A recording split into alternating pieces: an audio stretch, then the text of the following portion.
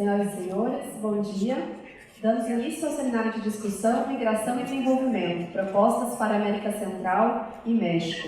Cumprimentamos os professores e professoras do programa de pós-graduação, de graduação, as alunas e os alunos, as senhoras e os senhores aqui presentes. Agradecemos ainda a presença das seguintes autoridades: a representante do Programa das Nações Unidas para o Desenvolvimento, senhora Kátia Argueta, a encarregada de negócios da Embaixada da Guatemala, senhora Lisete Ordonez Sanz, e outras autoridades não mencionadas. Com a palavra, o diretor da Faculdade de Direito da Universidade de Brasília, professor Dr. Mamed Said Maia Filho.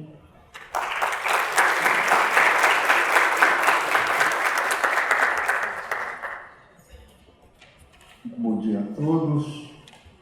Quero saudar aqui o embaixador do México no Brasil, o senhor José Inácio Pinha Rojas, o senhor Carlos Mussi, diretor da CEPAL Brasil, a representante do PNUD, a senhora Katina Argueta, a encarregada de negócios da Embaixada da Guatemala, a senhora Lisete Sanz, saudar os professores todos aqui presentes, em particular a professora Rebeca Igreja, a professora Simone Rodrigues, o professor Camilo Negri, e dizer da satisfação que é de mais autoridades aqui presentes, em particular da Embaixada do México, e dizer da satisfação que é para a UNB receber esse evento no dia de hoje.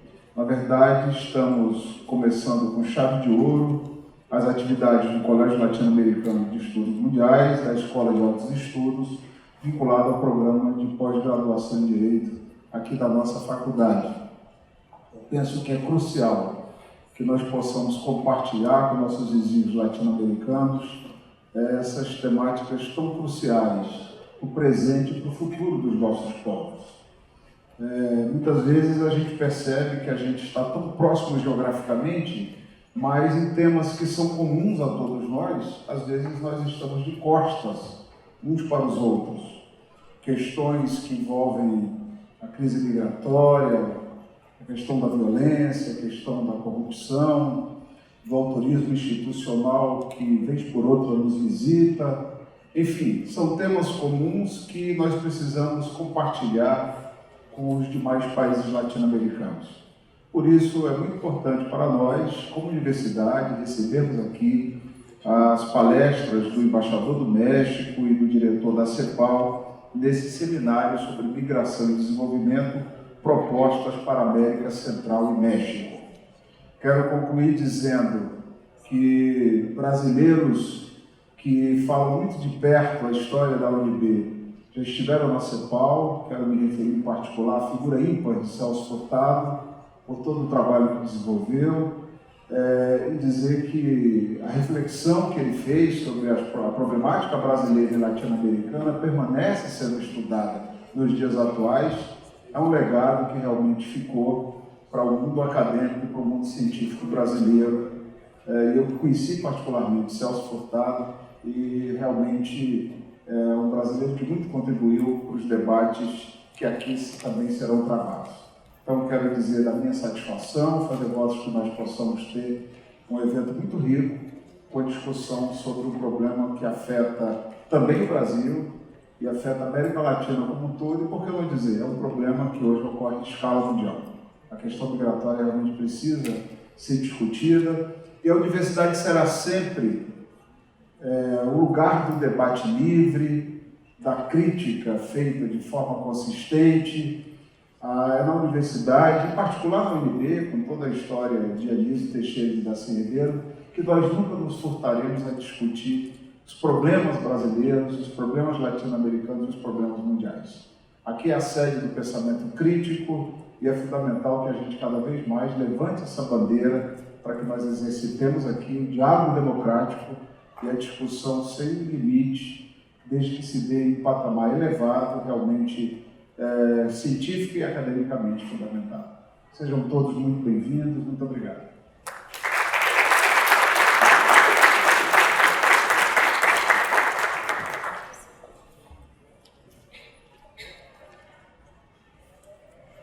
Aproveitamos para cumprimentar e Destacar a presença da embaixadora da Nicarágua, a senhora Lorena Del Carmen Martínez.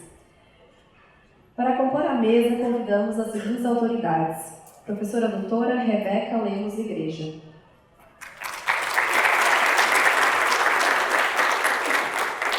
Professor Carlos Henrique Fialho Mussi.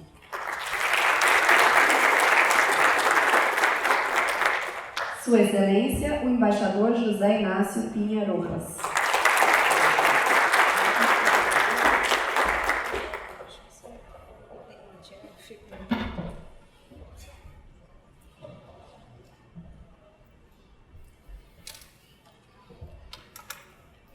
Com a palavra, a professora doutora Rebeca Lemos Igreja, professora do Departamento de Estudos Latino-Americanos e do Programa de Pós-Graduação em Direito, coordenadora do Grupo de Pesquisa sobre México, América Central, Caribe, MECAB.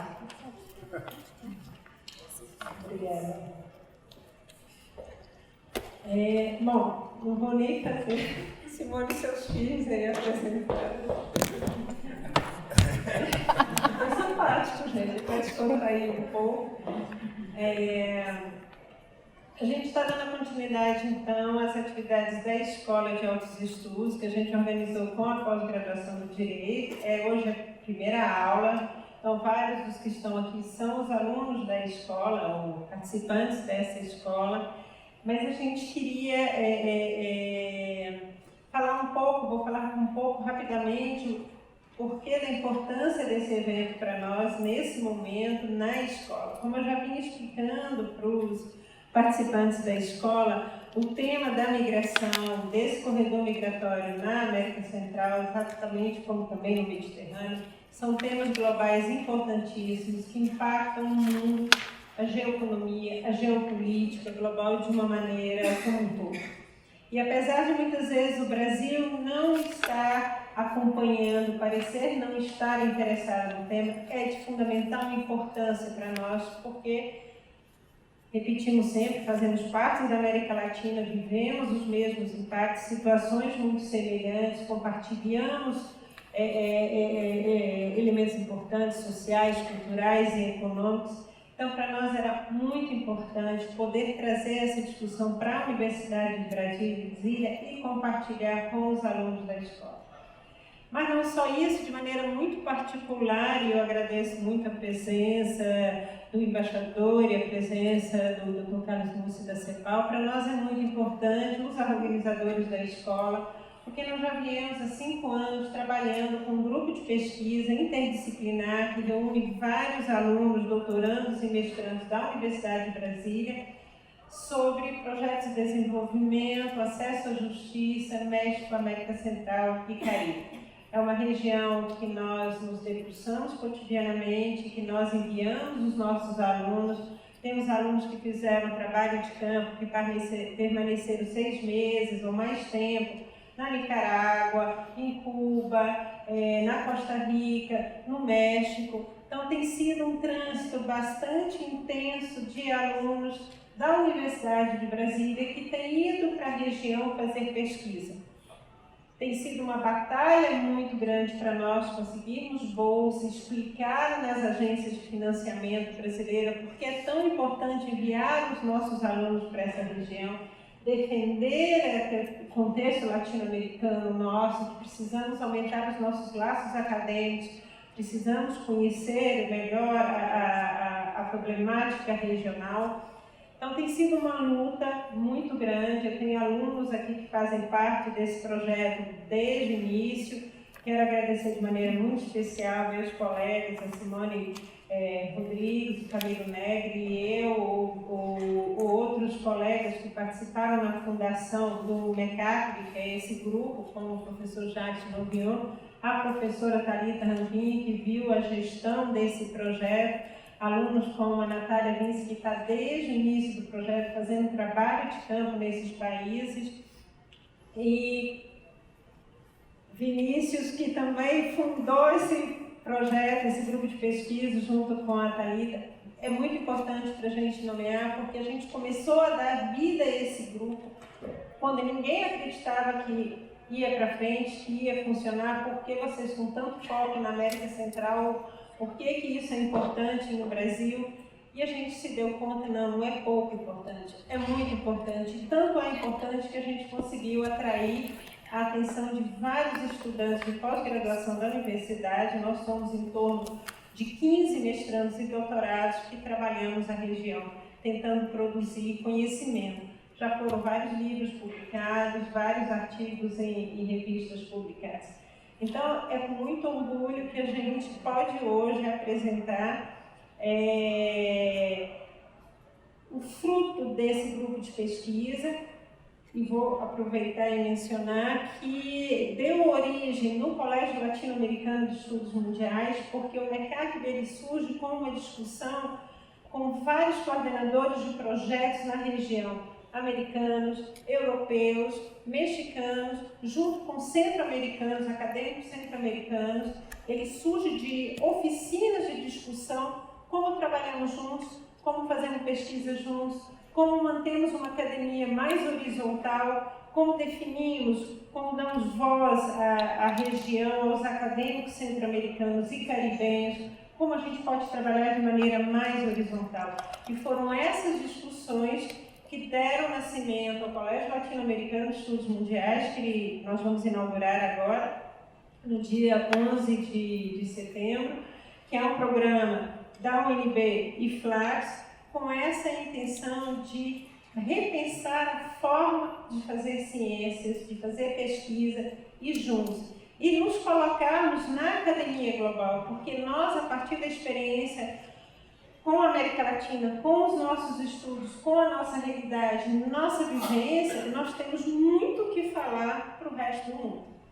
Nós somos especialistas em problemas de migração, nós somos especialistas em desigualdade, em temáticas fundamentais como etnia, raça, direitos humanos, e nós estamos aptos para discutir temas a partir das nossas experiências que acontecem fenômenos em outras partes do mundo. Por que não nossos alunos que trabalharam o corredor migratório da América Central em direção aos Estados Unidos não fazer pesquisa sobre o mesmo tema na Europa, no Mediterrâneo, para, a partir das nossas perspectivas, a gente dar a nossa opinião sobre esses fenômenos globais. Então, o colégio ele vem com essa proposta para que nós, a partir das nossas experiências da América Latina, a gente comece a analisar grandes fenômenos globais, e a migração e desenvolvimento são dois fenômenos importantes, a partir, repito, das nossas perspectivas e de uma academia que dialoga muito. O colégio reúne acadêmicos e universidades de vários países centro-americanos. Nós trabalhamos muito próximo a um grande projeto, LMI mesmo, mexicano-europeu, sobre a região. Infelizmente, a professora Odília Hoffmann, que coordena esse projeto, vai estar aqui só na semana que vem. Mas isso eu só queria mencionar rapidamente o porquê é tão importante. Eu agradeço muito a oportunidade, agradeço especialmente ao embaixador do México que nos apresentou essa ideia desse seminário, agradeço pelo desejo de querer compartilhar conosco essa discussão, agradeço muito ao professor Mamede, à Faculdade de Direito, por ter aberto as portas para nós, não somente no programa de pós-graduação do Direito, para a realização da escola, mas por esse espaço também de poder discutir a América Central e o Caribe aqui dentro da Faculdade de Direito. Aí eu já estou até me adiantando que realmente eu gostaria muito que consolidasse aqui na faculdade o interesse, não só para a América Latina em geral, porque há vários grupos já na Faculdade de Direito que trabalham a América Latina, mas especialmente e também América Central, México e o Caribe. Obrigada, só isso.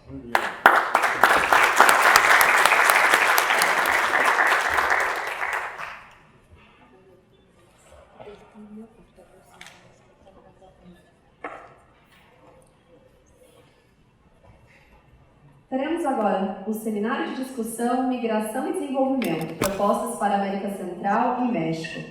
Apresentação de nossos palestrantes. Professor Carlos Henrique Fialho Mussi, diretor da Comissão Econômica para a América Latina e o Caribe das Nações Unidas. Bacharel em Economia pela Universidade de Brasília e mestre em Economia pela Pontifícia Universidade Católica do Rio de Janeiro.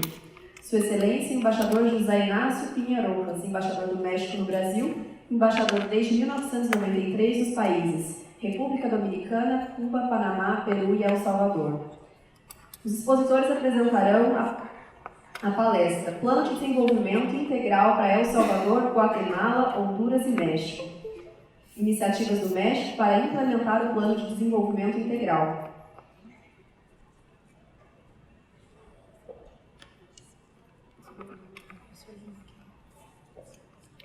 Ok, estamos vendo aqui É melhor sentar aqui para eu conseguir organizar aqui. ok. Bem, questões tecnológicas aqui, mas bom dia a todos e todas, especialmente os alunos que estão aqui. Gostaria também de saudar os colegas, os embaixadores, a senhora Catina, o diretor da escola, a embaixadora da Nicarágua, encarregada dos negócios da Guatemala, ao meu amigo embaixador José Inácio do México e toda a sua equipe que está aqui. Eu sempre gosto de vir a UNB, eu sou formando aqui. Em dezembro completa 40 anos já que eu me formei aqui. E meu pai foi professor aqui, eu vi essa escola começando em 67. Ainda o Minhocão estava a ser construído e tudo. Também estamos num momento muito especial, pelo menos em algumas coisas para lembrar e comemorar, né? Ano passado foram os 70 anos da CEPAL. Esse ano são os 70 anos do Manifesto Latino-Americano do PREBES. E ano que vem são os 100 anos de Celso Furtado. Então, temos coisas para lembrar, comemorar e refletir. A CEPAL, para aqueles que não entendem, não conhecem, é a Comissão Econômica para a América Latina, é uma das 5 comissões da ONU que cuida de temas regionais, né? Temos semelhantes na África, Ásia e até na Europa. E a CEPAL sempre se caracterizou por pensar a região, assim, de pensar de uma forma diferente. PREBES, Furtado, né, como foi citado aqui, ou até mesmo o presidente Fernando Henrique, todos, Conceição Tavares, tiveram na CEPAL com esse intento de pensar a região de uma forma própria.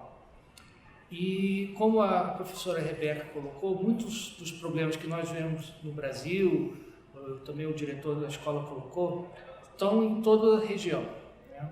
São as vulnerabilidades, seja externa, ou seja, somos uma região que depende muito do comércio exterior, de nossos vínculos ainda, é uma região ainda muito baseada em exportação de recursos naturais, é uma região com uma vulnerabilidade social muito grande, a desigualdade, né, sempre é o chavão, né, a região mais desigual do mundo, né, mas infelizmente é. E temos desafios dentro da região muito específicos, né? Ainda que é vamos dizer, um desafio de dizer o que é América Latina, que é um conceito assim que não passa na geografia, né? Porque tem América do Norte, América Central, América do Sul, não é necessariamente uma conjunção de países que se organizam com o nome de América Latina, não temos, e até Gabriel Garcia Marques tem uma palestra sobre o que é América Latina, né? E ele chega à conclusão que a América Latina só existe porque nós pensamos na região, ou seja, brasileiros, argentinos, mexicanos nos identificam como latino-americanos. É algo próprio nosso desse pensamento e creio que a CEPAL ajudou muito nisso. Para a região da América Central, recebemos o desafio do novo presidente mexicano, López Obrador, de pensar de um plano de ação para, especialmente os países da América Central, os países do norte da América Central, né? E no dia 20 de maio, a senhora Alicia Bárcena, nossa secretária executiva, esteve na Cidade do México e se lançou a Declaração Política dos 4 Chefes de Estados e em termos de uma proposta para a região. Né? A América Central, quer dizer, os ciclos migratórios da América Central são centenários. Aqui, por favor, me corrijam, eu não sou nenhum grande especialista em América Central, mas se for ver, até os movimentos nas culturas indígenas eram de migração. Né? Eles se movimentavam de acordo com a disponibilidade de recursos, etc. E sempre procurando também relações de poder, etc. E atualmente, o que está levando muito os motivos e causas dessa migração? O primeiro, mais evidente, que talvez até nos faz lembrar em alguns casos aqui no Brasil, que é a falta de emprego, falta de oportunidade. Né? Ou seja, o desejo da migração é de buscar trabalho, buscar renda, melhores condições de vida para você e sua família. Né? Segundo, vamos dizer, a ideia de renda baixa, condições de trabalho, mas também entra aí, vamos dizer, condições de vida, onde eu vou ter educação, saúde. Né? Tem também um tema da violência, que é muito alardeado. E por último, tem a questão da separação familiar, quer dizer, isso já é um ciclo, quer dizer, a família vai, aí os outros membros da família. Se formos pensar a história dessa cidade de Brasília, é muito parecido. Ou seja, se iniciou uma iniciativa aqui de expansão de renda, de construção civil, vieram pessoas de todo o país, né? Buscaram renda maior, até, se quiser, os concurseiros também são migratórios, né? Saem de São Paulo e tudo vem aqui atrás do Senado e da Câmara dos Deputados. Né? A questão de violência, não sei quantos vocês têm contato com pessoas recentes que chegaram do Rio, São Paulo, e pergunto, especialmente com carioca, né? Eu sou carioca, por que você abriu mão do Rio? E um dos grandes motivos tem sido agora a violência, ou seja, aqueles que com família, com crianças pequenas e tudo, dizem que a violência do Rio está expulsando pessoas, tanto que tem um movimento Fica Rio. Né? E temos as outras vulnerabilidades, né? Quer dizer, um crescimento insuficiente, ainda uma região com alto crescimento demográfico, ainda com uma grande diferenciação entre áreas rurais e urbanas. Quer dizer, é o Brasil dos 50, por exemplo. Né? Tem a questão da vulnerabilidade ambiental, secas, inundações, furacões. Né? Tem a questão da violência e tem, vamos dizer, um chamariz, vamos dizer, ou seja, que o paraíso está logo ali no horizonte, né? E aí a diferença salarial com os Estados Unidos, como foi São Paulo para muitos nordestinos também na década de 50 e 60. Seguinte, obrigado. Okay. E isso se mostra muito nas intenções de migrar. Quer dizer, até uma certa idade, ou até um certo momento, as pessoas pensam nisso como seu projeto de vida. E como se pode ver aqui no caso de especialmente homens, 40% até os 35 anos estão pensando em migrar dos países aqui da região da América Central, aqui no caso da Guatemala. Né? E isso cai rapidamente. Né? Ou seja, o intento do descobrimento, da oportunidade, leva as pessoas a se deslocarem. E especialmente no mundo onde há uma competição muito grande por poucos recursos. Né? Se estima que há um crescimento anual de cerca de 360 mil jovens entre 15 e 29 anos na região, e se estima que são criados cerca de 160 mil posições de trabalho para esse grupo de pessoas. Então, frente a isso, quais são as suas opções? Né? Além disso, claro, temos que pensar na própria desigualdade, nos próprios aspectos culturais. O que eu estou falando aqui é da propriedade dos recursos, ou seja, como é uma família grande, como, ainda que ela explore um pequeno pedaço de terra, como é que ela vai dividir com um número maior de filhos, ou ela nem tem essa propriedade, ou ela é praticamente expulsa do campo para as cidades. Né?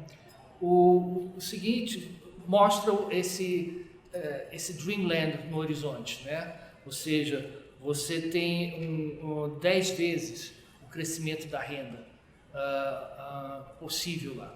Né? Claro que aqui estamos falando do salário mínimo oficial, né? No caso americano, ou próximo, e de renda per capita dos trabalhadores. Sabemos que o migrante não vai ter essa renda média, né? Ele será explorado e aí entra muito outros aspectos. Aqui eu estou basicamente fazendo uma análise mais econômica, social, mas tem toda a parte do direito e do direito humano das pessoas e das regras de mercado de trabalho, etc. Né? Portanto, a proposta da CEPAL se sustenta em cima desses motivos. Né? Primeiro, desenvolvimento econômico. Não tem como você tentar parar ou diminuir esse fluxo de migratório caso você não altere o cenário econômico desses países. Ou seja, tem que criar oportunidades. Podem ser das mais variadas. Não quer dizer, vamos criar centros de alta tecnologia, ou vamos fazer altas indústrias, etc. Não, pode ser uma nova tecnologia rural, um aspecto de educação, serviços, etc.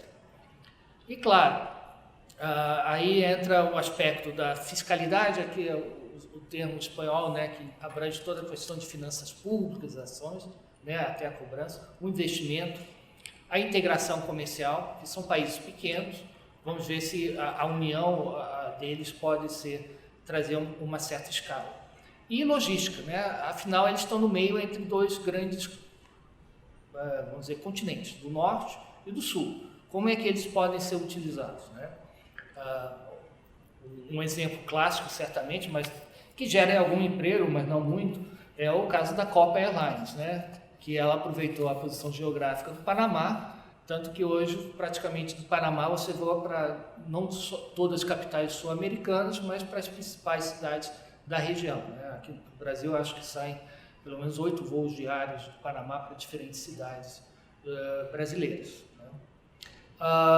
Mas tudo bem, como eu coloquei, né, não é só a oportunidade de trabalho, tem que se ver a qualidade da pessoa que está trabalhando, do trabalhador, e temos que pensar então no bem-estar social, então educação, saúde e trabalho. Temos que pensar também, é uma região que sim, depende dos seus recursos naturais, então a sustentabilidade ambiental e gestão de riscos também é uma área sujeita a desastres, a dificuldades, né? E por último, que aqui se aproxima mais a essa casa, que é uma gestão integral do ciclo migratório com seguridade humana. Ou seja, não é só repressão, não é só, usando o jargão ambiental, de comando e controle, né? É você ter a perspectiva de direitos, os meios de vida e uma seguridade centrada nas pessoas, não necessariamente nos conceitos ou das posições. Aí, agora eu vou passar algumas coisas mais econômicas. Primeiro, uma macroeconomia para o desenvolvimento, além da estabilidade. A América Central tem uma característica que aqui no Brasil certamente algumas pessoas elogiariam, que é uma baixa carga tributária. Né? Só que essa carga é tão baixa que o Estado praticamente não consegue fazer todos os serviços ou todas as oportunidades que existem. Né? Então, é muito difícil, vamos dizer, ter uma ação do Estado em termos de investimento público e, principalmente, como vamos ver no outro gráfico, há muitos privilégios também. Algo, de novo, algo muito próximo, como o diretor colocou, que a gente começa a se ver no espelho. Há cultura de privilégios. né? Há grupos que usam, vamos dizer, praticamente já privatizaram o Estado em favor deles, né? E isso é algo que temos que ver. Fortalecer a administração tributária, isso é básico de qualquer sistema econômico. Não é no sentido de extrair rendas ou impostos demais, mas pelo menos que todos paguem os seus impostos corretamente, né? Tem um brasileiro que é o secretário executivo do CIAT, que é o Centro Interamericano de Administração Tributária, o Márcio Verdi, e que até a sede do centro que reúne todas as receitas da região é no Panamá, e boa parte do CIAT é tentativas contínuas de melhoria da administração tributária na região, né, da América Central, né? Porque isso envolve os outros fatores aqui: transparência, rendição de contas, né, prestação de contas, redução da corrupção, né? Temas que, vamos dizer, está no noticiário brasileiro também, né? Depois a questão de como formalizar ou priorizar emprego, políticas de salário mínimo, proteção frente ao desemprego. E por último, temos que ainda pensar em termos de políticas industriais compatíveis com aquela região, né? Ou seja, também não tecnologia hoje já não é geograficamente determinada. Você pode fazer inovações e oportunidades em vários lugares, né? Então,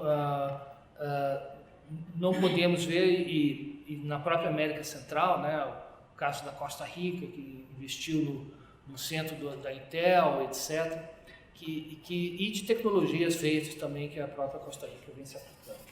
Aqui vão vir uma série de gráficos, e aqui mostra, por exemplo, a renúncia fiscal, né, o gasto tributário, usando um termo mais jurídico, eu acho.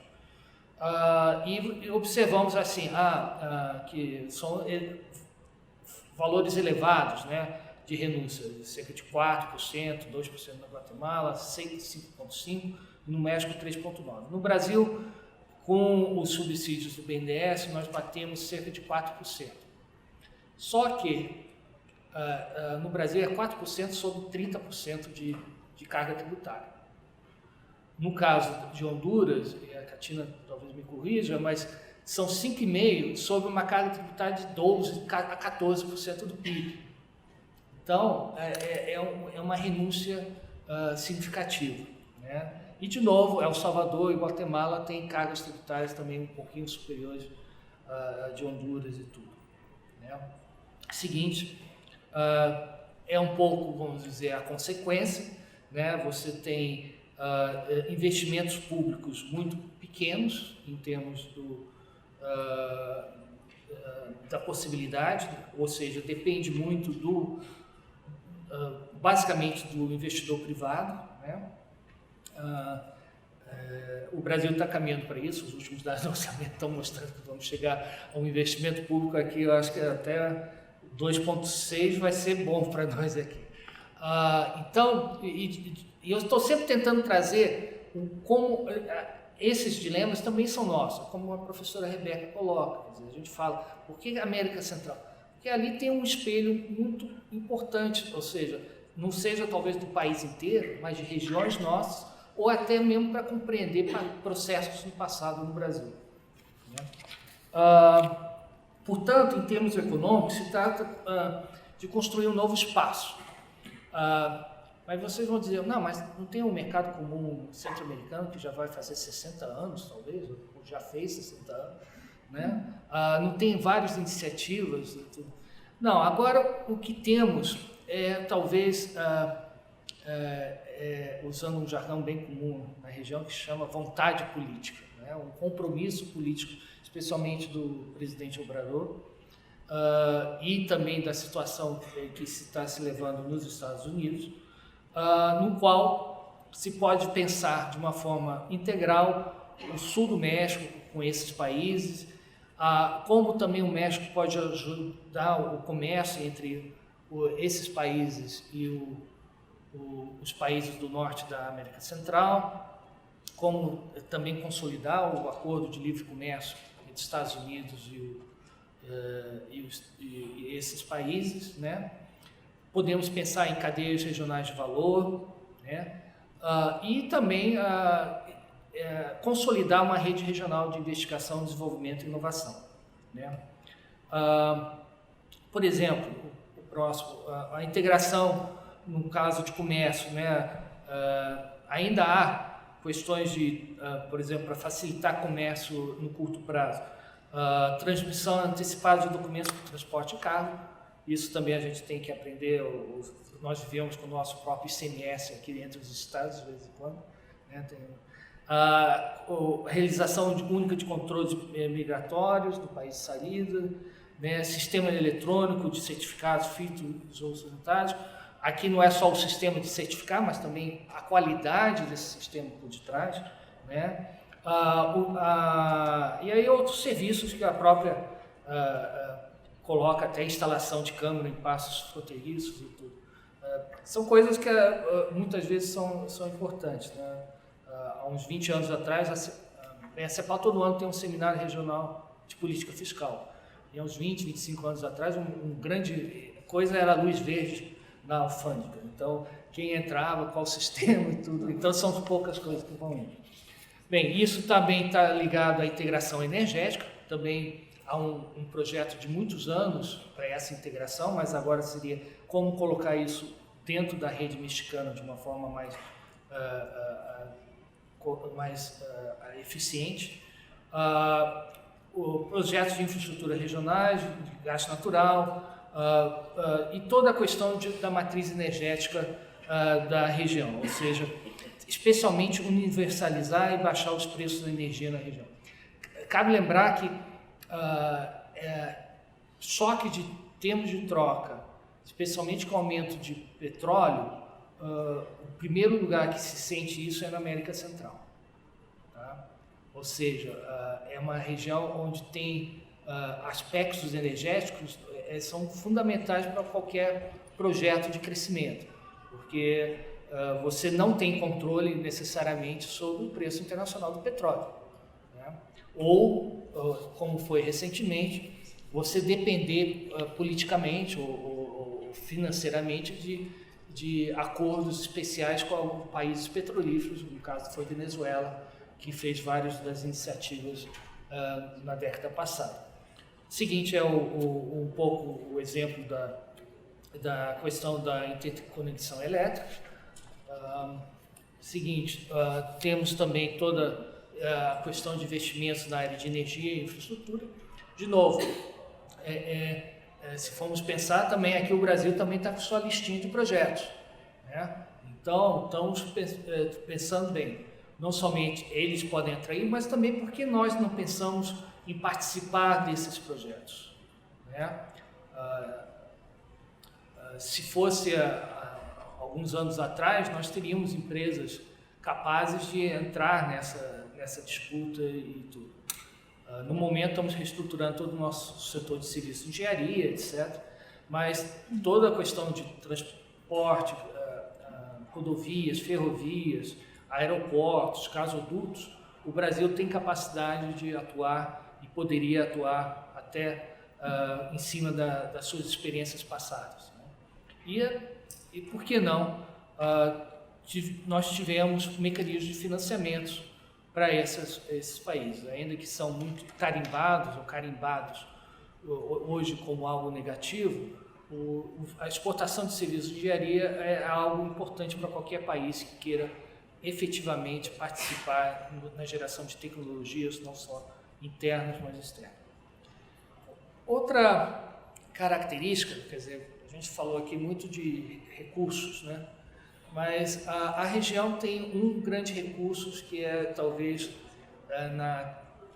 aqui, por favor, espero que os professores de direito não reprovem, que no final o último grande recurso é o ser humano, né? E portanto a movimentação desse ser humano deveria ser livre, mas não é. Como é que é o movimento do fator trabalho?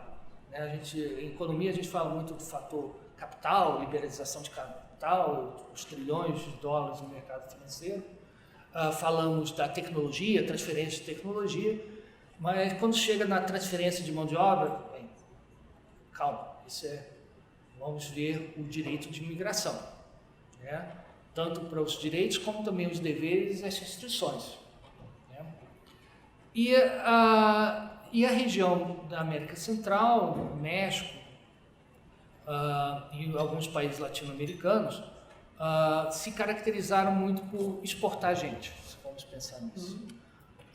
E, portanto, hoje, como fosse uma empresa multinacional que investiu em outro país, ela remete de volta os seus ganhos. Então, hoje, a solvência externa de maior parte dos países da América Central se deve às remessas. A CEPAL tem um gráfico assim, que consolida o balanço de pagamentos, que é as transações entre a região e o resto do mundo, e se tenta identificar onde que a região é superavitária. Bem, na época do commodities isso fica muito fácil, a área comercial, mas nos últimos anos, e também um pouco antes do boom das commodities, um item do balanço, especialmente em termos correntes, que é positivo, onde geramos dólares para a região, é na questão de remessas, ou seja, como nós estivéssemos exportando mão de obra, como efetivamente estamos fazendo. E essas remessas são significativas para alguns países, até mesmo ainda na economia mexicana, tem diminuído. Então, aspectos como custo de transação, ou seja, é um campo para intermediação bancária e corretagem, ganhar muito dinheiro. O que fazer com esse dinheiro quando volta? Claro que é para a sobrevivência das famílias, mas como é que você poderia alavancar, né? E como você poderia ter um sistema financeiro, vamos dizer, desenvolvimentista, para o desenvolvimento da região e não necessariamente para comércio. Ou seja, os dólares vêm para comprar produtos importados, portanto não há uma geração efetivamente. Estou simplificando aqui, né? Então, o tema das remessas é algo que não se deve ser esquecido. Ou seja, e entra também aspectos também de concorrência, de solidez, prudência, quer dizer, não é um tema que se deve colocar assim como algo, é uma casa de câmbio que vai resolver. É necessário, os volumes desse país são importantes, né? Portanto, temos que ver como é que essas remessas, uma melhor capacidade de financiamento do Estado, possa gerar um bem-estar para uma igualdade, né? A questão da educação é um tema importante. É bom lembrar que, aqui ainda se ressaltou, estamos falando de países com taxas de pobreza muito elevadas, né? Então, são regiões que ainda precisam não só do desenvolvimento econômico, mas de dar oportunidades às famílias, né? No sentido de, por exemplo, o primeiro objetivo aí, tentar reter jovens dentro das escolas, né? Vamos ver no quadro seguinte, os nenéns ainda são muito elevados, né? Os que não estudam e nem trabalham, né?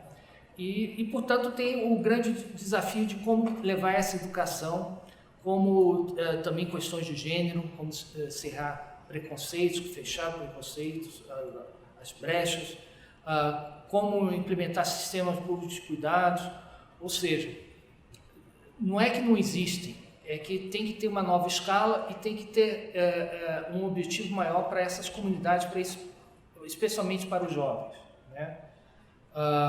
E também toda a questão de segurança alimentar, nutricional, habitação e as próprias condições. Seguinte, por favor.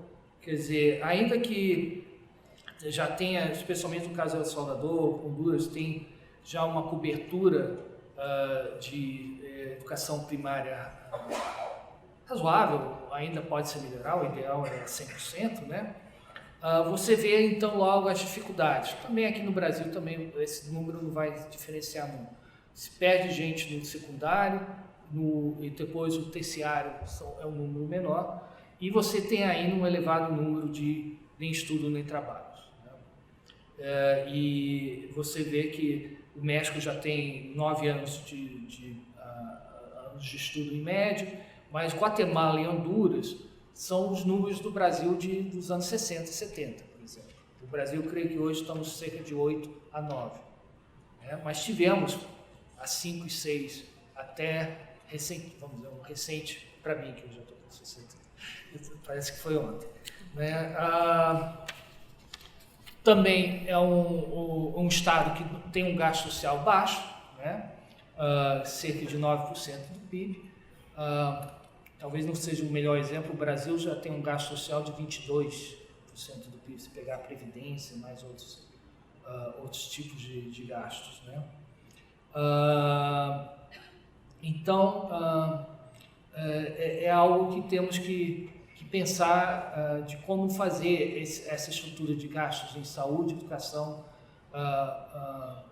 habitação e pensões. Né? Seguinte, não me deram restrição de tempo, então, mas eu acho que já estou estourando aqui. O seguinte, é a questão da sustentabilidade ambiental e riscos, ou seja, é uma região que depende dos seus recursos naturais, tem que saber como explorar, a Costa Rica é um exemplo disso, mas tem seus riscos em termos de toda a questão dos desastres naturais. Né? E como trazer ou como utilizar essa biodiversidade, esses recursos para uso disso. Então tem agroecologia, etc. A CEPAL já está junto com os países detalhando alguns projetos nessas áreas, e um tema que está aparecendo, um produto, é o café. Né? Como ajudar a melhorar a qualidade do café da região. Ele enfrenta problemas que o Brasil já enfrentou, etc., e como melhorar toda não só a qualidade, que algumas vezes são muito bons, mas a quantidade para poder ter uma escala melhor. Ou seja, nós temos que pensar na gestão de todo o ciclo migratório.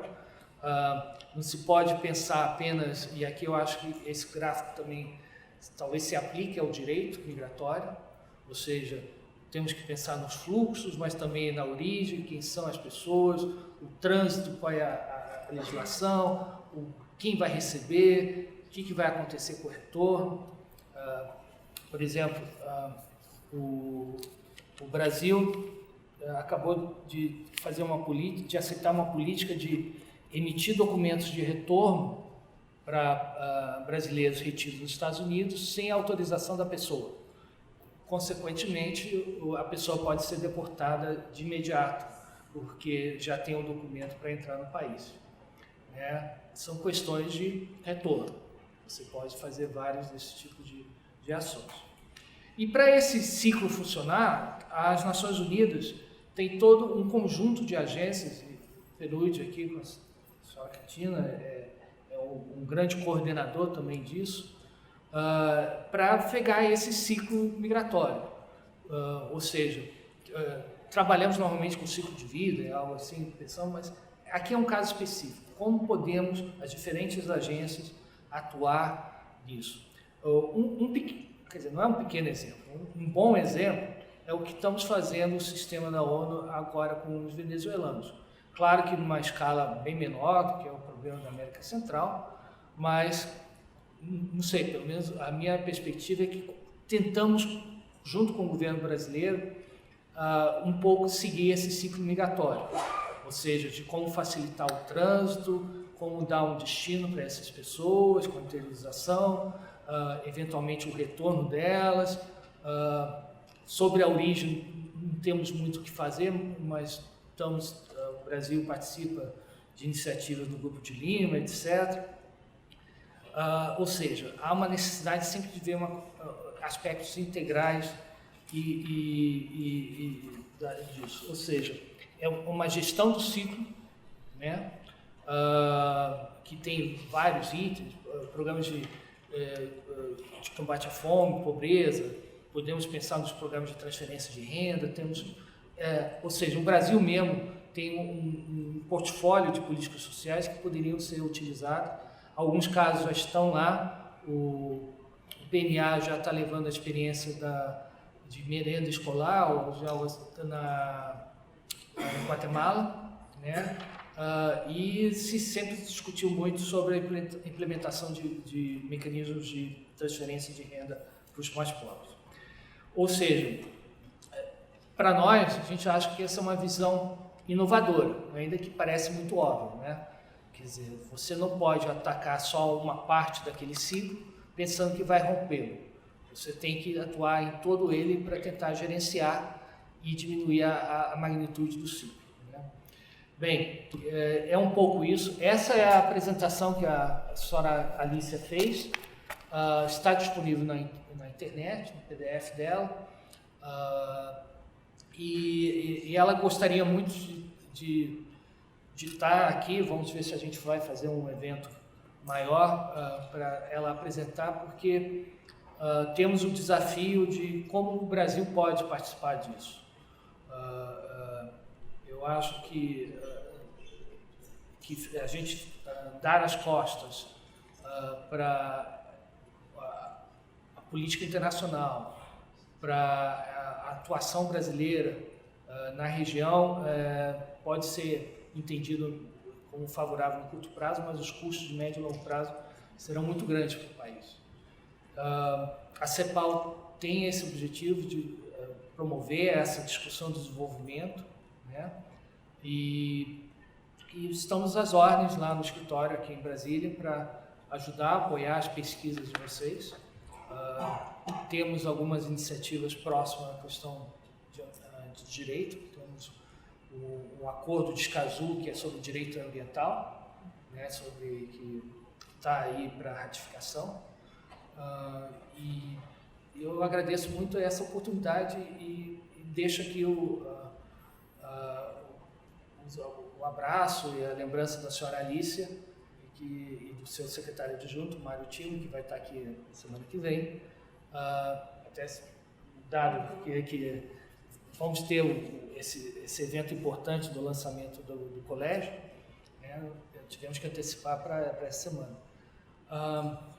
Então, muito obrigado, espero que tenha sido útil e creio que vamos ter muito a falar aqui junto com o colégio, com meus colegas do Sistema ONU e com todos vocês.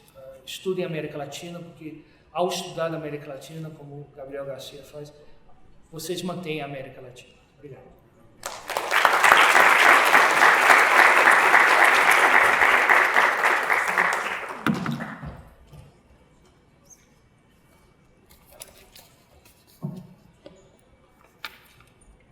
Convidamos para compor a mesa a diretora da Faculdade Latino-Americana de Ciências Sociais, senhora Salete Cileira Lezano Camba.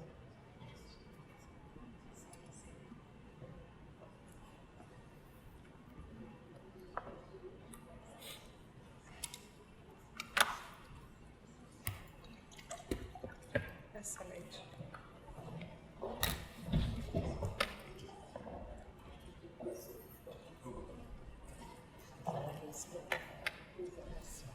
Eu vou ser mediana, porque eu estou passando PowerPoint. Então... Com a palavra, Sua Excelência, embaixador do México no Brasil, que vai ministrar a palestra Iniciativas do México para implementar o Plano de Desenvolvimento Integral.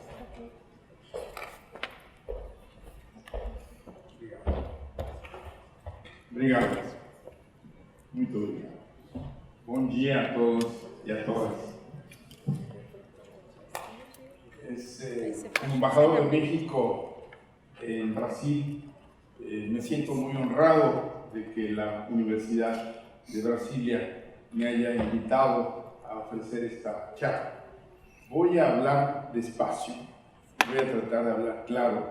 Mi portugués todavía no es bueno, entiendo mucho, pero todavía no falo portugués. Una disculpa a todos. Quiero agradecer al señor director de la Facultad de Derecho de la Universidad de Brasilia esta invitación para conversar este día con todos ustedes. Quiero felicitar, por supuesto, a las profesoras Rebeca Lemos Igreja y Simón Rodríguez, agradecerles también su invitación, la coordinación de esta charla, y por supuesto felicitarlas por el Colegio Latinoamericano de Estudios Mundiales que colabora con la Flaxo. También quiero reconocer aquí la participación de Carlos Musi, representante de la CEPAL en Brasil, agradecerle su participación. Él en realidad ya expuso en gran medida lo que buscamos aquí, que es la difusión de este programa de cooperación regional con los países de Centroamérica. Quiero reconocer aquí la presencia de la señora embajadora de Nicaragua, muchas gracias, de la señora encargada de negocios de Guatemala, también a los representantes de organismos internacionales, entre ellos a la representante del PNUD aquí en Brasil, que por cierto, Katia es hondureña, entonces entiende perfectamente y comprende todo el propósito, el espíritu de este programa que ha presentado hoy Carlos.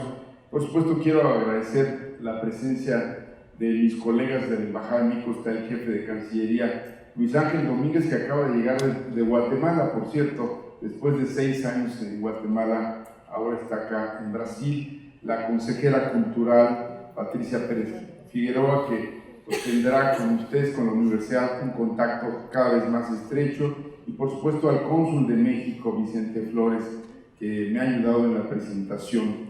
Espero que me entiendan. ¿Todos entienden mi español? Les agradezco mucho.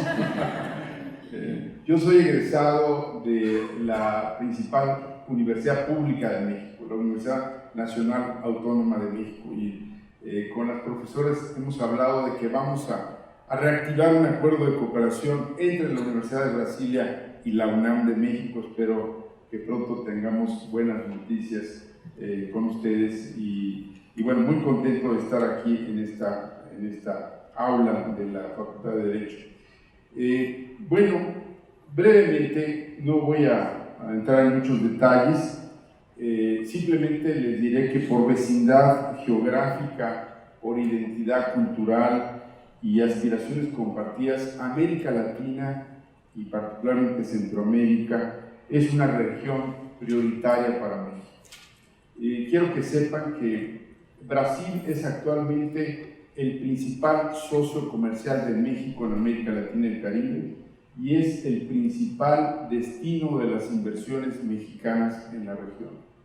Y para Brasil, México es su 7º parceiro, como saben, 7º socio a nivel global. Después de China, Estados Unidos, Argentina, México ocupa ya el 7º lugar como socio comercial de Brasil. Por lo tanto, somos dos países con múltiples intereses, no solo en el ámbito político, económico, comercial, también en el ámbito de la cooperación.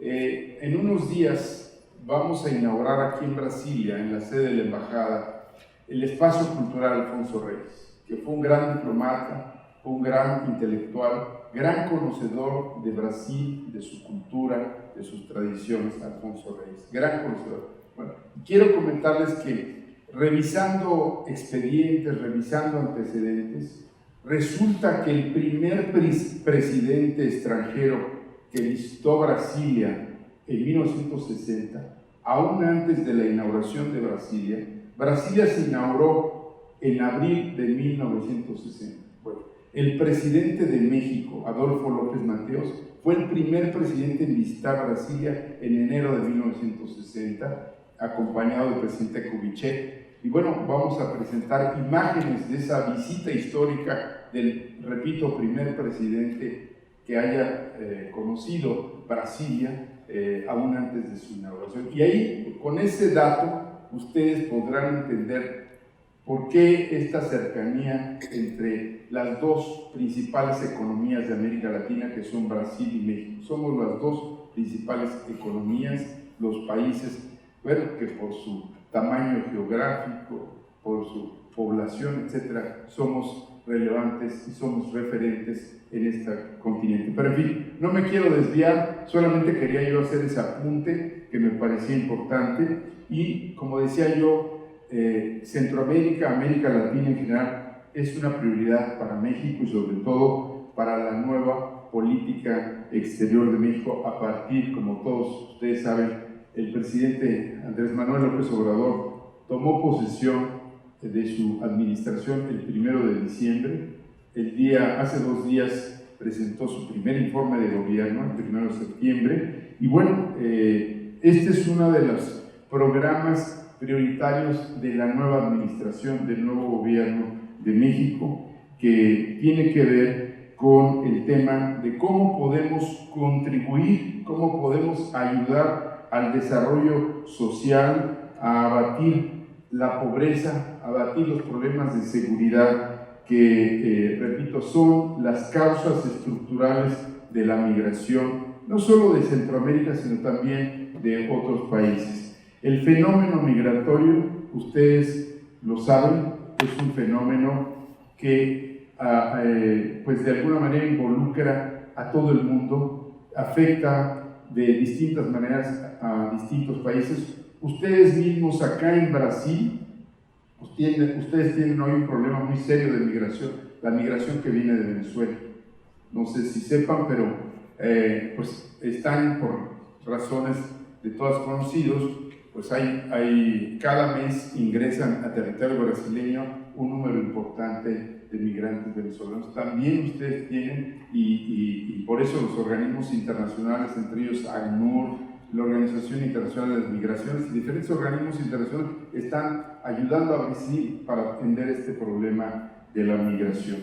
México está ubicado geográficamente en América del Norte.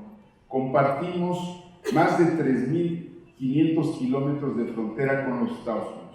Y los Estados Unidos es para muchos aspectos muy positivo esa vecindad, pero por supuesto también hay muchos problemas por esa vecindad.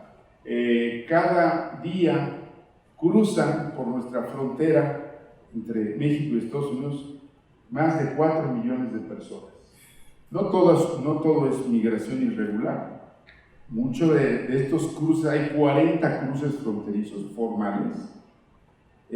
México y Estados Unidos comercian $1.000 millones al día.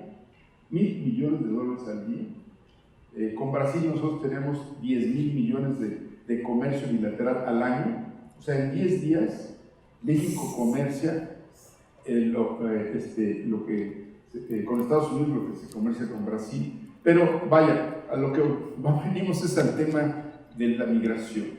México es un país que tiene o que necesariamente tiene que abordar el tema de la migración desde distintas ópticas. Desde la óptica del país, hay muchos mexicanos que han migrado históricamente a Estados Unidos, porque además perdimos más de la mitad de nuestro territorio en una guerra expansionista de Estados Unidos, y hay muchos mexicanos que viven en lo que eran antiguamente nuestros territorios. Actualmente se calcula que hay más de 30 millones de mexicanos viviendo en los Estados Unidos, lo cual nos genera que hoy tengamos la red consular más grande que pueda tener un país del mundo en otro país. Tenemos más de 50 consulados a los cuales les tenemos que destinar muchos recursos económicos, recursos humanos, para atender a la población mexicana que radica en territorio de los Estados Unidos. Por supuesto, muchos de esta población ya es también nacional de los Estados Unidos, o son en México estadounidenses. Pero en fin, en la magnitud, imagínense, 30 millones. Ahora, también México es un país de tránsito de migrantes. Es un país receptor de migrantes. Históricamente hemos recibido a migrantes de muchas partes del mundo. En la época de las dictaduras recibimos a muchos hermanos chilenos, hermanos argentinos, hermanos brasileños. Muchos brasileños recibimos, y de muchas otras nacionales. Bueno, en la dictadura de Franco también recibimos a muchos españoles, que además todos estos migrantes que recibimos le han aportado a México mucho al desarrollo intelectual, académico, en el periodismo, intelectuales de primer orden, que han contribuido al desarrollo de México. Ha sido una migración también muy importante en ese sentido, y así lo vemos nosotros como una migración positiva. También es un país, repito, de tránsito, porque todas aquellas nacionalidades o todos aquellos nacionales de terceros países que no pueden ingresar a los Estados Unidos de manera directa, pues lo intentan por territorio mexicano. Entonces tenemos migrantes regionales, extrarregionales, extracontinentales, en fin, es un fenómeno, insisto, que nos afecta no solo a México, sino a muchos países. Y por supuesto, el tema de los países del norte de América Central, especialmente Guatemala, Honduras, El Salvador, que históricamente también han hecho migración por las razones estructurales que hablaba Carlos en su presentación. Son muchas las razones estructurales de la migración. Entonces, y hay que verlo con esa dimensión global, integral, y cómo podemos enfrentar esa migración. La migración irregular no se va a resolver con muros, no se va a resolver con medidas de represión, con más policías, no se va a resolver de esa manera la migración. La migración se va a resolver con cooperación internacional. Tenemos que entender que este fenómeno que afecta, repito, de distinta manera, la única manera de atenderlo es, primero, yendo a las causas de la migración. ¿Cuáles son esas causas de la migración y cómo podemos evitar que se siga produciendo migración irregular? Pues obviamente generando oportunidades de empleo, generando oportunidades de desarrollo, atacando los problemas de la pobreza, de la miseria, atacando los problemas de la seguridad que se produce en muchos de nuestros países. Es la única manera en que vamos a poder enfrentar el problema de la migración, sobre todo la migración irregular. Bueno, este plan de desarrollo integral lo presentó el presidente López Obrador el primer día de su gobierno. El día que tomó posesión del gobierno, ese día firmó este primer acuerdo con 3 países hermanos, 3 países centroamericanos, que fue El Salvador, Guatemala y Honduras. El 1 de diciembre, el mismo día, terminando la ceremonia de toma de posesión, firmó este acuerdo con los jefes de Estado, con los representantes de estos 3 gobiernos. Y si seguimos con la presentación, para poder, muy rápido voy a tratar, pero despacio para que me entiendan, y nuevamente me disculpo, perdón. ¿Hay forma de seguir? A tecnología. La tecnología. Es un complot que no es de la Universidad del Complot. Puede ser del señor Trump, que no me deja. Ahí, seguro. Bueno, vamos a ver. ¿Todo lo que he dicho se ha entendido o me regreso? Gracias. A ver si se puede. Bueno. Sí, aquí creo que estamos, ¿no? Sí, aquí. Bueno.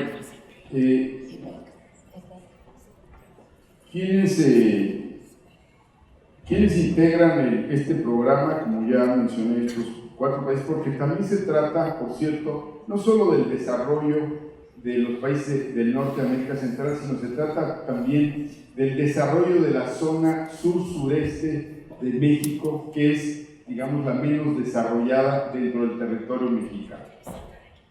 Desafortunadamente, la zona sur-sureste también tiene problemas similares a los países hermanos de Centroamérica y por lo tanto también este programa está diseñado para generar mayores oportunidades de desarrollo en el sur-sureste de México.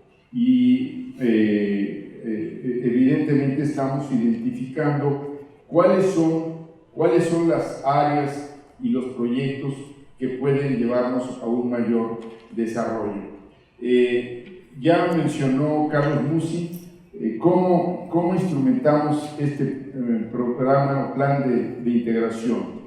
El primer paso para instrumentar el plan ha requerido del mapeo de proyectos en los 4 países, ha requerido de definición de prioridades, de identificar cooperantes bilaterales y cooperantes también de organismos internacionales. Por supuesto, nos hemos apoyado de una manera muy importante en la CEPAL, que es quien ha hecho todo el trabajo inicial, el diagnóstico, y a partir del diagnóstico de la CEPAL estamos los 4 países trabajando de la mano en identificar proyectos y prioridades. Y en ese sentido, como saben, ya lo mencionó Carlos, son cuatro áreas en las que se va a trabajar. Si vamos las 4 áreas son gestión migratoria, que en esta área, ¿qué buscamos? Garantizar los derechos fundamentales, así como la atención y protección, la seguridad y la dignidad de las personas a lo largo de todo el ciclo migratorio, que es el origen, el tránsito, el destino y, por cierto, el retorno, porque como ustedes saben, hay una política en este momento en Estados Unidos contraria a la migración, o sea, anti-inmigrante, y hay la expulsión o la deportación de muchos migrantes que regresan también por territorio mexicano y a población que también tenemos que ayudar, debemos ayudar, ¿no? Pues también es a los que retornan a sus países de origen. Para eso también tenemos que definir apoyos, propiciando una migración segura, ordenada y regular. El segundo ámbito que mencionaba, la segunda área que mencionaba Carlos, es bienestar social.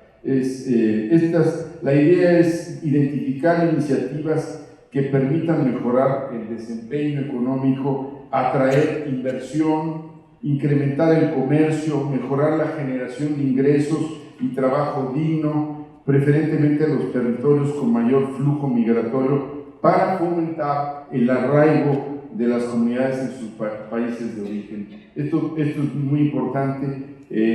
Una tercera área es el desarrollo económico, que busca promover a nivel regional el acceso a los derechos sociales y al bienestar con prioridad en los territorios de mayor flujo migratorio. Y la cuarta área es la sostenibilidad ambiental y la adaptación al cambio climático. Ustedes saben, los fenómenos, desafortunadamente los fenómenos naturales, hoy se ensañan a veces con las poblaciones más vulnerables.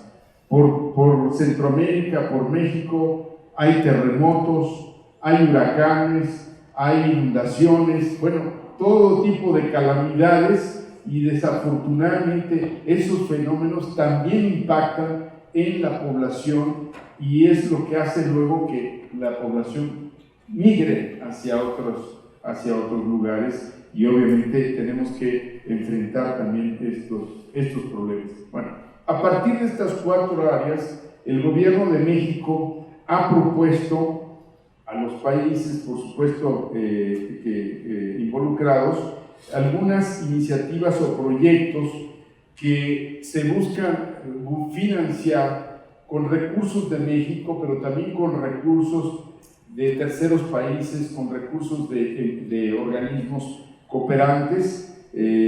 Ya tenemos respuestas muy positivas a este programa por parte de las Naciones Unidas, por parte de la OEA, por parte de la Unión Europea, por parte de algunos países en lo bilateral, para apoyar este proyecto y atender el fenómeno de la migración. Entonces, dentro de las primeras iniciativas que el gobierno de México ha emprendido, está un programa que se llama Sembrando Vida en Centroamérica. Y para no quedarse en la retórica, porque luego hay programas que no salen de la retórica, ¿verdad? Son acuerdos, en fin. México le está poniendo ya pesos y centavos o dólares y centavos, ¿no? Este primer programa, México ha hecho una inversión inicial de 30 millones de dólares y aquí es un ejemplo, ya se hizo con El Salvador esta primera iniciativa. Ahí está el presidente Bukele de El Salvador, que tomó posesión hace poco tiempo con nuestro canciller. México, repito, le está destinando no solo recursos, sino también asesoría técnica para generar empleo, para generar una nueva forma de vida, generar, digamos, la producción y el autoconsumo de alimentos, etc., ¿no? Otro proyecto es Jóvenes Construyendo el Futuro en Centroamérica.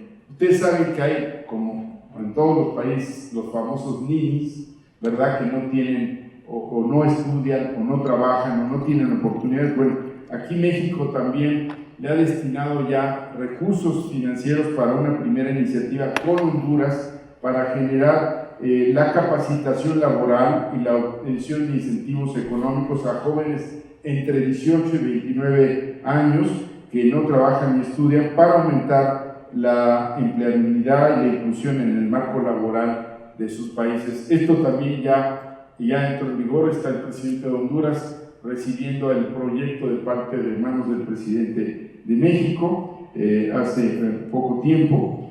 Un tercer proyecto tiene que ver con la rehabilitación de estaciones migratorias y albergues. Esto es un problema muy grave, muy serio, que pues desafortunadamente, no sé, ustedes han visto imágenes por la televisión que llegan miles de migrantes tratando de ingresar a nuestro territorio para luego ir y pues tenemos que atenderlos en todos los aspectos, ¿no? De salud, de cuidado, de seguridad, etcétera. Inclusive hay niños migrantes no acompañados a los que hay que atender y cuidar, y lo mismo personas en situación vulnerable, ¿no? Mujeres, ancianos, en fin, de todas las características, y tenemos que darles una mejor atención, encontrar lugares adecuados donde puedan ellos hacer los trámites migratorios. Entonces, el Gobierno de México se ha asociado con algunas empresas para mejorar las instalaciones migratorias y los albergues, para dar un trato digno, decoroso a los migrantes. Repito que muchos de ellos pues migran por necesidad, por pobreza. Entonces debemos de ayudarles y atenderles, y aquí hay una alianza estratégica entre el gobierno y el sector privado, la iniciativa privada, para mejorar las condiciones de todos estas estaciones y albergues. Entre otros también está la Casa de las Familias Migrantes, porque también vemos que hay muchas familias que pues salen prácticamente sin nada, sin ropa, sin alimentos, sin haberse vacunado, qué sé yo. Entonces lo que se busca en esta Casa de las Familias Migrantes es poderles atender desde el punto de vista de la salud, de la prevención de enfermedades, también de darles ropa, en fin, ayudarlos en su situación. En fin, hay otros, aquí por ejemplo hay otro programa, cada uno de ellos tiene por supuesto objetivos, tiene una serie de actividades, por supuesto recursos que se le están otorgando, pero si regresas al anterior, por ejemplo aquí la promoción de los derechos sexuales y reproductivos de la población migrante en México, muchas veces pues es gente de escasos recursos, con poca educación, y entonces hay que orientarle debidamente hasta en estos aspectos, ¿no? La siguiente, capacitación y certificación técnica para la población migrante, también muy importante, ¿no? Darles herramientas que les permita encontrar un trabajo, qué sé yo. La siguiente. También aquí en México este es un proyecto muy interesante de reconocerles sus conocimientos adquiridos y que puedan, con el reconocimiento de esos estudios, poder trabajar, ¿no? en algo que le resulte de interés. Otro, gestión integral de riesgos. Bueno, aquí ya lo hablamos, el tema de los fenómenos naturales que afectan a nuestros países, a las poblaciones. En fin, hay toda una serie de proyectos. No voy a entrar en el detalle de todos y cada uno de ellos. Simplemente yo quisiera cerrar diciéndoles que el fenómeno migratorio es global, es un problema que afecta a todos los países de manera distinta, pero que por esa razón debemos de abordar el fenómeno desde una visión integral, de corresponsabilidad. La solución de la migración irregular, insistimos, es la visión de México, no se va a resolver con muros, no se va a resolver con medidas represivas, no se va a resolver violando los derechos humanos de los migrantes, y creemos que debe haber una nueva percepción sobre este fenómeno. Requerimos de la cooperación internacional. La idea de esta presentación es que Brasil, que obviamente está concientizado del fenómeno migratorio, ustedes mismos acá, por lo que decía yo, la migración no solo de venezolanos, tenemos identificados, sabemos que aquí llega, al territorio brasileño llegan gentes desde África, desde Asia, por mar, que luego suben hasta América del Norte. Yo fui embajador en Panamá hasta hace algunos meses y en fin, eran miles de migrantes de diferentes regiones que pasan por todos nuestros países, ¿no? Entonces, y México se comprometió, fue uno de los impulsores del Pacto Mundial para la Migración Segura, Ordenada y Regular, que fue una propuesta de las Naciones Unidas. Hubo dos cofacilitadores, uno fue Suiza y el otro fue México. México fue uno de los promotores de este Pacto Mundial para la Migración, que fue aprobado en Marruecos en diciembre del año pasado. Estamos convencidos de que este es un instrumento, es una herramienta que nos puede ayudar para atender el fenómeno de la migración. Yo le dejaría hasta aquí, por si hay alguna pregunta que se la quieran hacer a Carlos Musi, porque él sí habla portugués, yo no. Entonces, todas las preguntas a Carlos, por favor. Muchas gracias por su atención.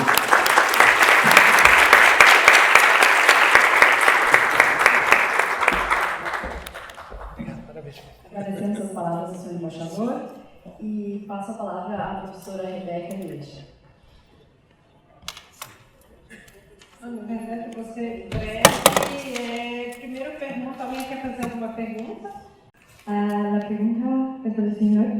Es que yo acá pesquiso derechos sexuales y reproductivos en Brasil y creo que es una cuestión central cuando hablamos de migraciones. La violación de derechos son más recurrentes de lo que en un periodo que podría ser de normalidad, por así decir.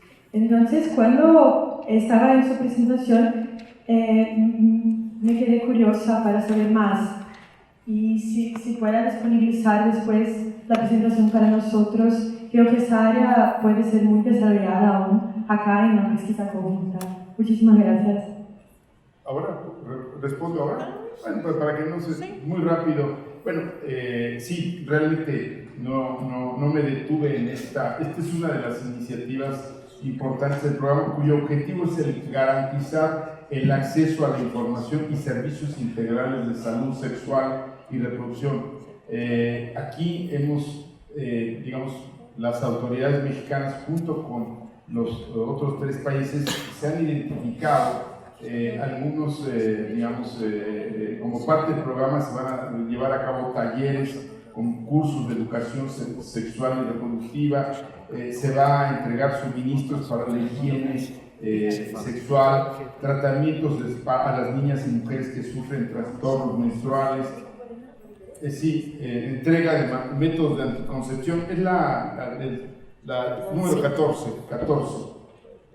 la número 14. A lámina 14. Isso. Sí. Aquí, obviamente, existen socios para la implementación de esta iniciativa que tiene el Centro Nacional de Equidad de Género y Salud Reproductiva. Es un socio muy importante. quiénes son los beneficiarios, por la población migrante alojada en los albergues, ¿no? Que tenga estas características, y por supuesto tiene un enfoque de atención a los derechos humanos y que toma en consideración algo muy importante: aspectos culturales, sociales y religiosos, porque no puede uno imponerle estas políticas simplemente porque, bueno, alguien lo ha recomendado. Entonces, evidentemente, todo esto está siendo considerado para la instrumentação de este programa. Para completar, talvez, eu te recomendaria você procurar o PNUMA, o Programa das Nações Unidas, o UNFPA, desculpa, o Programa de População, que eles estão tendo uma excelente experiência com os venezuelanos. Eles têm um programa muito semelhante ao do mexicano em Roraima. Obrigada. Você? Eu sou a Beatriz, eu faço graduação em Sociologia e eu queria perguntar para o Carlos, mais naquele slide sobre os fluxos migratórios, as etapas, eu queria saber um pouco mais sobre a etapa da origem, que para mim ficou um pouco abstrato esse conceito. Bem, antes, uma pequena nota que eu acho importante quando a gente está com mexicanos. Bem, cada país tem um certo uso da sua linguagem, e os mexicanos usam muito a palavra platicar, né? Que é conversar. Mas é muito mais, eu entendo que é muito mais do que só conversar. É praticar no sentido de intercambiar, de trocar, de ver. Então, vamos platicar aqui um pouco o que você falou, perguntou. Né? Origem que colocamos ali é a fonte, da onde estão vindo as populações, né? Quais são as condições que elas estão, né? Ali, basicamente, no caso da América Central, é a questão rural. Tem ainda alguns de áreas urbanas das grandes cidades, mas é muito ainda fluxo de pessoas de origem da área rural desses países, né? Então, você tem que ver o que está acontecendo nesses locais, né? Então, a origem é nesse sentido. Como foi aqui no Brasil, os nordestinos, ou até mesmo, sempre a questão da origem, por que as pessoas têm que se deslocar? Não sei se o dado está correto, mas, em geral, na sua vida, você fica dentro de um raio, se você não for viajante, algo assim, seu dia a dia é num raio de 20 quilômetros no máximo, né? Então, você não migra só por migrar, você tem que ter um motivo, e aí que entra o aspecto da origem. Qual foi o motivo que levou essas pessoas a se deslocarem a essas distâncias? Hola, buenos días.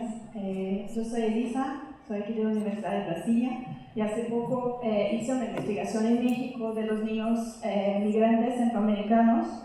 Entonces me da mucho gusto ver este plan, que por primera vez hay un plan en la región que no se habla solo de presupuestos y armamentos, ¿no? Entonces ya es un gran avance.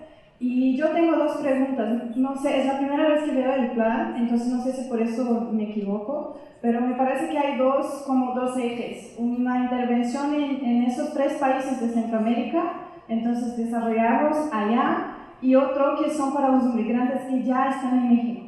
Entonces yo tengo dos preguntas, una, esta de intervenir en Centroamérica, ¿cómo se está pensando la cuestión? Porque sí necesita de un desarrollo económico y bienestar social, pero todo eso en un nivel de desigualdad muy fuerte, y que todos los planes hasta ahora sí benefician un grupo muy chiquito para tener acceso a educación, que en Honduras, por ejemplo, está carísimo, y así, ¿cómo se planea de verdad poner esta atención a la gente que de verdad ahora está en una situación que no es solo de pobreza, pero total inseguridad de vida? No es solo una cuestión de hay una perspectiva de ganar en dólares en Estados Unidos, es mucho más que eso.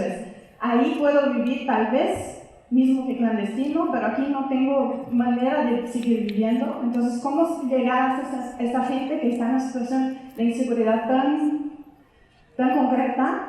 Y la otra es, yo vi muy rápido que hay una acción para las instalaciones migratorias, y eso estaba pasando en México. Los niños no acompañados suelen ser niños que estaban con su familia, pero no hay reconocimiento de sus papás, de su documentación, porque son clandestinos, y ahí hay una separación de estos niños, y ahí siguen como no acompañados.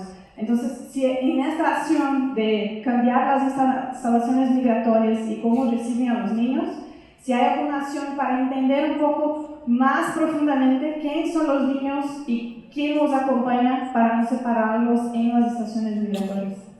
Gracias. A encarregada da Guatemala já tinha pedido também. Sí, bueno, primero que nada, felicidades por el español, felicidades por su investigación. ¿Cuánto tiempo estuvo en México? Un año, con razón. Vou fazer um parêntese. Elisa fez a tese de doutorado, faz parte do projeto de pesquisa e foi arriscado, mas ela acompanhou as crianças migrando desacompanhada até os Estados Unidos. Ela passou um ano acompanhando esse processo e na época que o Trump criou o encarcelamento dos migrantes. Sí, corajosa. Bueno, muy bien.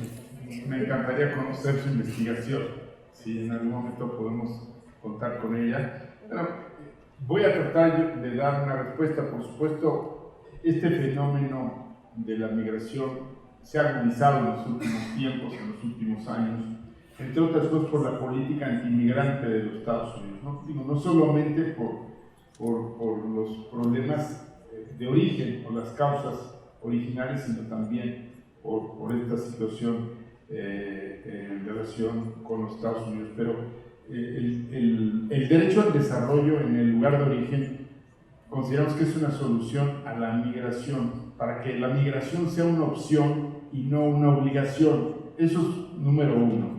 Número dos, esto tiene que ser concertado con los países de origen de la migración. Obviamente no pueden ser programas ni proyectos impuestos desde un tercer país, que es en este caso México. Como yo dije, México tiene necesariamente por su ubicación geográfica pues una visión integral del fenómeno migratorio, ¿no? Y por supuesto que nos afecta mucho. Y por supuesto queremos a partir de este nuevo gobierno que tiene escasamente 9 meses, tener un nuevo esquema de relacionamiento, de entendimiento con los países que tienen este fenómeno y de manera principal los países del llamado Triángulo Norte de América Central. Y eso es importante. Ya hubo un nuevo gobierno, ya hay un nuevo gobierno en El Salvador. Bueno, pronto va a haber un nuevo gobierno en Guatemala y en Honduras, por supuesto, ya con el actual gobierno hemos establecido este nuevo entendimiento a partir de un diagnóstico muy serio, muy sólido, elaborado por la CEPAL y por otros organismos internacionales, como decía Carlos. No es un asunto que hoy lo inventemos o lo saquemos de la manga, de la mano, ¿no? Es un diagnóstico muy serio, muy sólido, que CEPAL ha elaborado con el apoyo de diferentes pues, investigadores y que hemos llevado a consideración de los otros países. Y estamos en ese proceso, ¿no? de entendimiento, y como usted bien dice, que no beneficie solo a una porción de la población. Lo que se trata es que haya un mayor desarrollo en nuestros países, ¿no? Que impida o que evite, repito, que la migración continúe como algo necesario y debe ser más bien una opción. El tema de los niños, también este es un asunto que en los últimos tiempos se ha agudizado, porque generalmente la migración, por lo menos la que se conocía hasta hace poco tiempo, era de migración de adultos, no era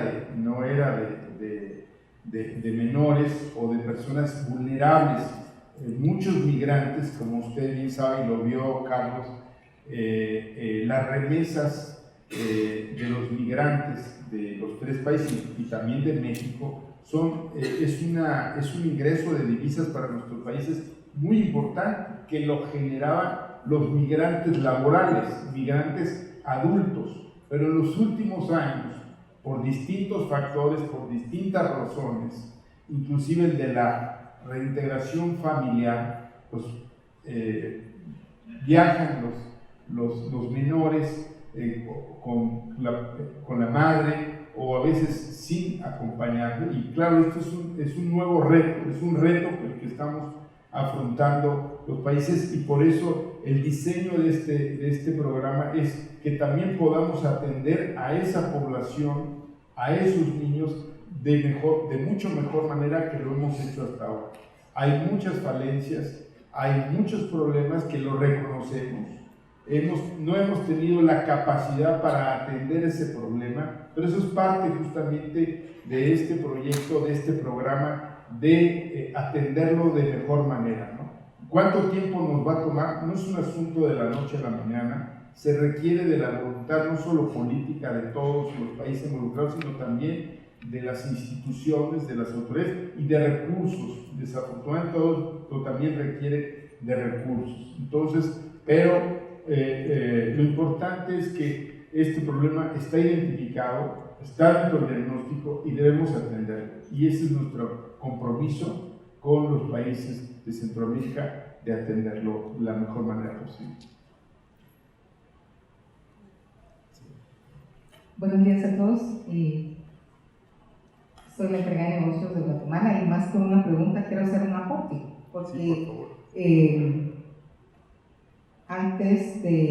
Hace algunos años fui directora general del área consular y migratoria, y precisamente este era mi tema, el tema principal, el tema de la migración, ¿verdad? Y voy a pedir disculpas por hablar también en español, estoy en el proceso también de aprender el portugués, y para una facilidad y poder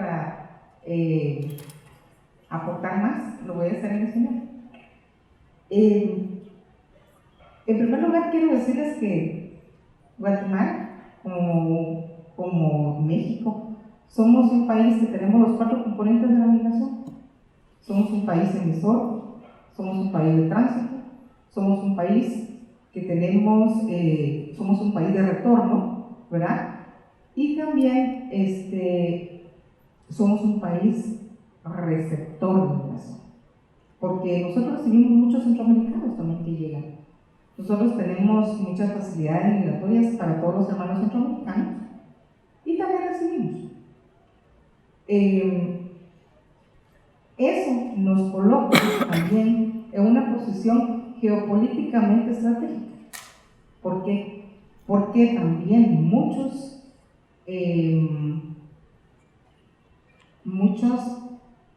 personas que desean ir vía México hacen su tránsito también por Guatemala, y eso realmente también dificulta nuestra posición, dificulta nuestra política migratoria. Para México es mucho más difícil que para Guatemala, obviamente, porque por ahí pasa todo el tráfico, digamos, de migrantes en tránsito. Quiero preguntarle, y un poco ampliando la pregunta que le hicieron al señor embajador, y es que nosotros como Centroamérica y México hemos estado coordinados desde toda la vida, desde hace muchos años, ¿sí? Y me va a parar que me invito. Nosotros contamos con un acuerdo de repatriación digna, segura y ordenada, lo cual nos ha permitido una facilidad en el tema de retorno, no solo de niños no acompañados, de todos los migrantes en términos generales, ¿verdad? El tema de la migración no es fácil y podemos de repente verlo desde una perspectiva como ¿por qué siguen pasando estas cosas? ¿O por qué no se hacen políticas para poder atacar? El tema no es fácil, porque realmente, si estamos hablando del tema de migración, estamos hablando por causas que la generan. Uno, nuestros países tenemos mucha pobreza.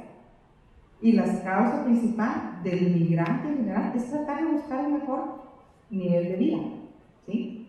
Entonces, tenemos la Conferencia Regional de Migración en donde hemos abordado el tema durante muchos años de que migrar no es delito, sino un derecho. Y eso es lo que nosotros tenemos que convencer al mundo entero de que migrar no es un delito. Por un lado. Por el otro lado, tenemos que hacer políticas globales para el combate a la migración irregular. Tenemos que empezar también a hacer más incidencia a nivel de los países que componen la región. Otro de los temas importantes también que quería mencionar acá es que no obstante a que tal vez no se ve todo lo que nosotros hacemos, sí hemos incidido mucho. En México hemos aperturado, en el caso de Guatemala, más red consular. Hemos trabajado programas. Hay programas incluso con México que muy finamente nos ha ayudado. Programas de retorno. También tenemos un programa, porque de eso no se habla, pero es una de las cosas graves que suceden en nuestros países. El tema de los desaparecidos, el tema de los migrantes desaparecidos en la búsqueda de la ruta del migrante. Les cuento, solo en una morgue en Tucson, Arizona, había más de 1,200 cadáveres sin identificar. Y México hizo un programa de búsqueda con el apoyo de la Fundación de Antropología Forense, y Guatemala también se adhirió a eso. Y yo inicié el programa hace como unos 5 años y logré localizar en un poco de tiempo 50 personas guatemaltecas desaparecidas, porque de eso no se habla. Pero bastara con nosotros poder decir a la gente: si va a cruzar el desierto, lleve una libra de sal, porque eso evitaría que la persona se deshidrate y quede tirada en el desierto. Entonces, yo creo que parte de las cosas que tenemos que ir trabajando, ya no me quiero extender mucho porque este es un tema que me apasiona, es un tema que realmente me toca el corazón, ¿sí? Me toca el corazón porque yo hice ese cruce a pie, lo hice para ver lo que era lo que el migrante vivía. Yo lo hice. Entonces, realmente no es igual verla en los libros, no es igual verla sentado en un foro, no es igual verla con ustedes como espectadores. Es estar en el terreno y ver realmente lo que esa gente sufre. Bastaría con que nosotros nos uniéramos también en el país y hacer un verdadero manual de prevención a la migración irregular para darles a ellos tips de cómo poder sobrevivir esa hazaña que emprende cada migrante todos los días, porque son miles de migrantes. Y yo creo que ahí es donde tenemos que hacer incidencia en los países, que los países nos unamos, que hagamos un plan de trabajo conjunto. Y lo hemos hecho. En México tenemos muchos programas, tenemos muchas cosas. CEPAL nos puede ayudar. Pero realmente, le digo también, creo que debemos de hacer programas de retorno. Tenemos que hacer también programas para poder de inserción migratoria, CEPAL. Ayúdenos a hacer eso. ¿Por qué? Porque nosotros lo que necesitamos es como decirle al migrante: si usted va a regresar, usted tiene una oportunidad en su país y vaya a luchar por eso. Tome esto y luche. Tenemos que involucrar a la iniciativa privada, tenemos que involucrar al gobierno, tenemos que involucrar a muchas entidades. Hagámoslo. Eso es lo que yo siempre he luchado y he sido una voz ante muchas instituciones de que eso es lo que tenemos que hacer. Entonces, no me quiero extender más, pero quería comentarles lo que nosotros como Guatemala hemos trabajado. México ha sido muy bondadoso, ¿verdad? Con nosotros tenemos una parcería histórica con México, ¿verdad? Con nuestros hermanos centroamericanos también, que hemos estado en la lucha. Pero la verdad es que nos hace falta más. Y ojalá que con el apoyo de entidades lo podamos hacer. Muy bien.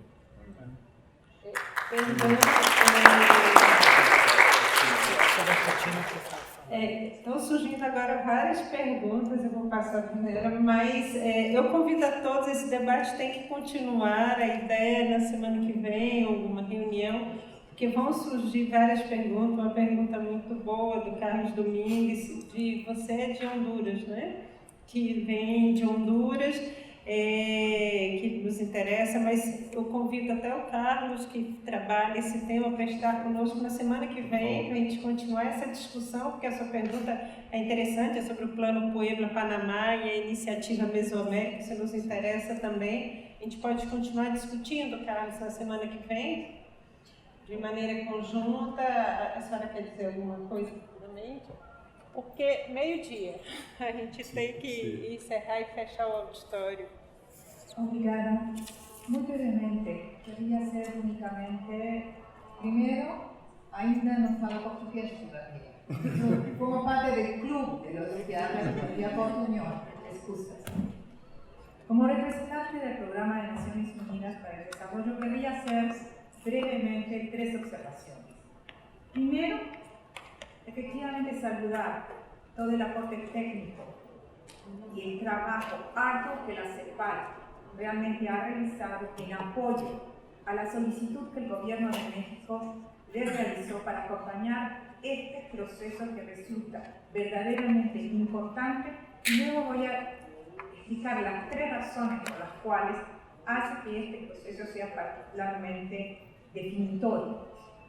En segundo lugar, quería saludar el liderazgo del Gobierno de México en emprender y en presentar este primer esfuerzo regional por efectivamente desarrollar un enfoque integral para atender el tema de migración.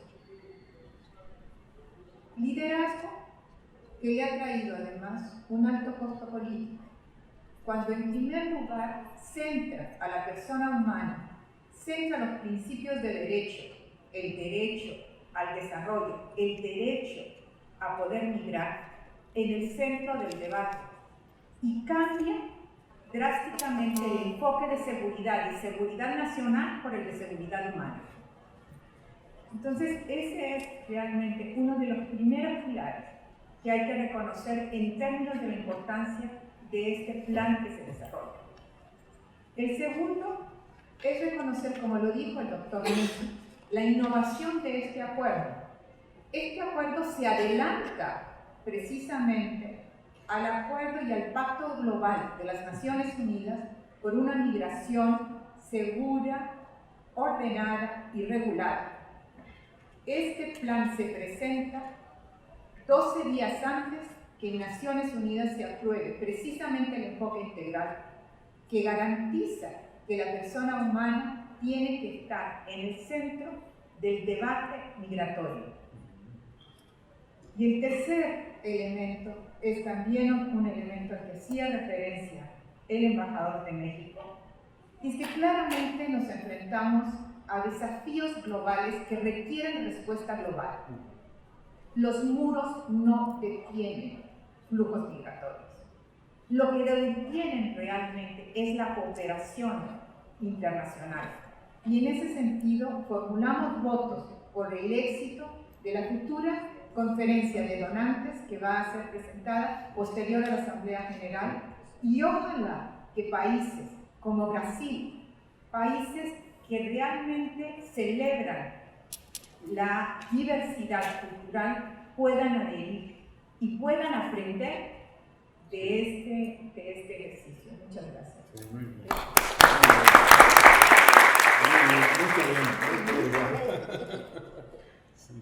Gente, eu gostaria de continuar mais, mas é meio-dia. Convido aqueles que têm perguntas, sei que você também, Natália, e todos os outros. A gente vai ter outro espaço para continuar debatendo. Esse é um assunto super importante para a escola. Agradeço muito, embaixadora, a presença, as oportunidades, acho que foi ótimo. Doutor Carlos Mussi também, obrigado pela oportunidade de apresentar aqui para nós todo esse plano. Professora Salete, não sei se você quer fazer umas palavrinhas de encerramento. Tem que ser encerrado. É muito peso, palavrinhas de encerramento. Quero só agradecer imensamente, acho que a todos que estiveram aqui, né, nesse momento. É um debate muito importante, como a Rebeca já convidou, vamos continuar na próxima semana, mas agradecer especialmente a Rebeca e todo o grupo do colégio, porque estão com muito compromisso, muita seriedade e muita lealdade trazendo esse debate e esse trabalho todo. Então, agradeço imensamente a vocês. Obrigada.